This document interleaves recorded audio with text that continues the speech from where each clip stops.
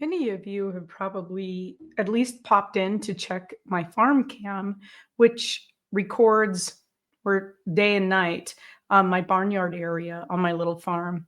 I bought this property over 8 years ago, and it had been used as a primary residence.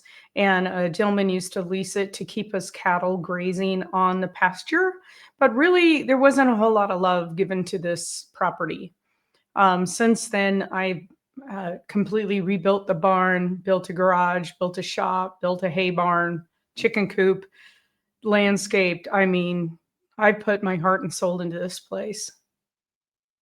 Um, and ever since I purchased this land, it's been haunted.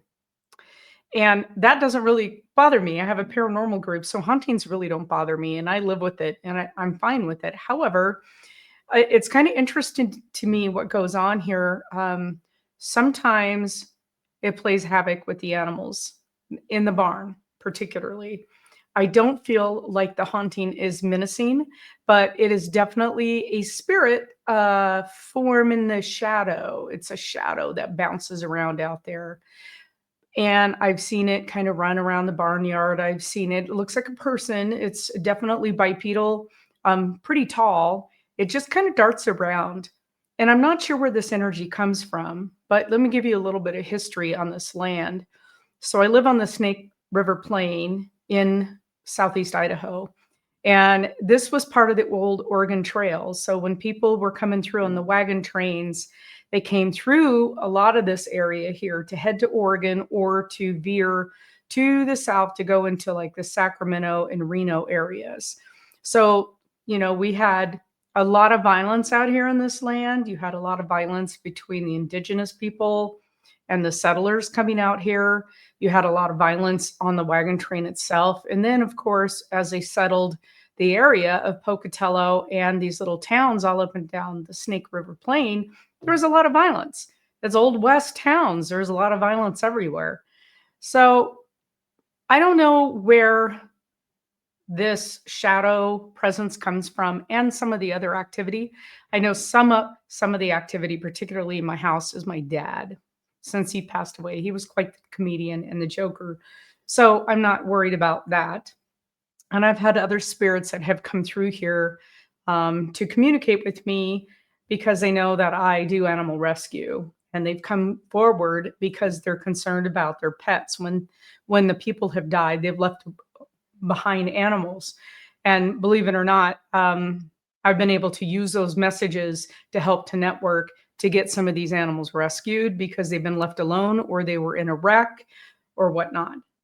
But the communication have not been able to communicate with this shadow. He just doesn't want to talk. I feel like it's male, but I'm not sure. But there's other stuff that goes on here as well. There's something quite large out here, and it screams. I'm familiar because I grew up in the forest and I've worked in the forest in my careers.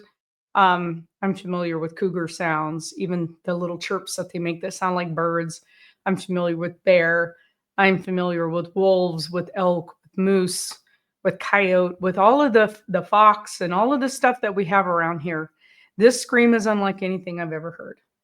And people who live out here around me they have said they've heard it too. And when that scream happens, all of the livestock run to the barn or try to run to safety. Um, I have no idea what that scream is. It is unnerving and it is huge. It sounds a mix between like a cougar scream and the roar of maybe a giant lion. Um, it's really, really unusual. And having grown up with cougar and lived around cougar all my life, it's not a sound they make.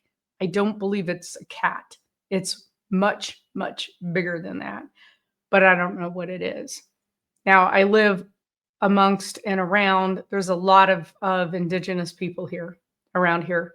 And they tell me that it's not of this world, that it's a skinwalker type situation when you hear that scream.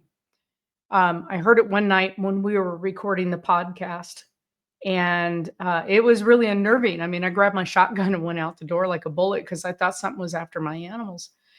But never did see any tracks, never could figure out what it was. It was right actually, right outside my house, across the driveway in the field. I could tell where the scream was coming from. But anyway, that's really interesting. So, every rural landscape holds a story. Some will hold more than just memories. They're holding the spirits of the people that have passed through. And what if the feeling of being watched on my farm isn't just my imagination? Of course, I know it's not just my imagination. Um, and you have to kind of peel back the layers of time when you live somewhere or when you're investigating somewhere to understand the mystery of kind of the ancient farmsteads and the different spiritual inhabitants of that area and attachments that people have of their land. Definitely people are attached to their land. And I don't think that's necessarily a negative thing. I do not believe shadow energy is a negative thing. I don't believe that when you see a shadow, it's something dark that's manifested to scare you or harm you. It could just be the way that that spirit is manifesting. But I think you have to understand the history of the land that you're on in order to maybe understand the hauntings. So that's where I'm at with this old farmstead.